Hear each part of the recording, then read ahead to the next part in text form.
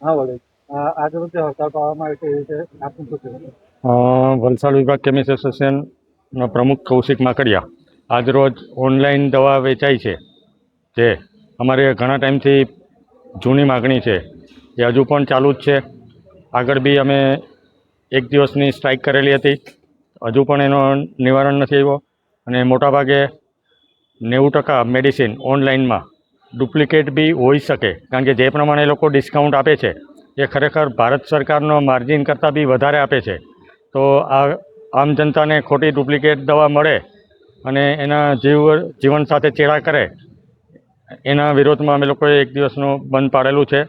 અને ઓનલાઈનમાં નશાકારક દવા, કોડિન સિરપ છે, પછી ઊંઘની ગોળીઓ છે, એવી બધી ઘણી બધી દવાઓ ઓનલાઈન એમનેમ મળે છે બે રોકટોક વગર.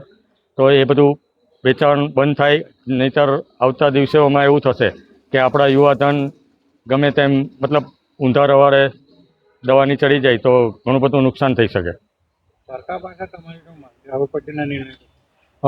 સરકાર આ બાબતે ત્વરિત અમારી માગણી સંતોષે, જેથી કરીને આમ જનતાને બી તકલીફ ના પડે અને આપણા યુવાધનને બી જે બધી વસ્તુ અત્યાર સુધી ચાલી છે એ બંધ થવી જોઈએ, નહીંતર આપણું યુવાધન બરબાદ થઈ જશે.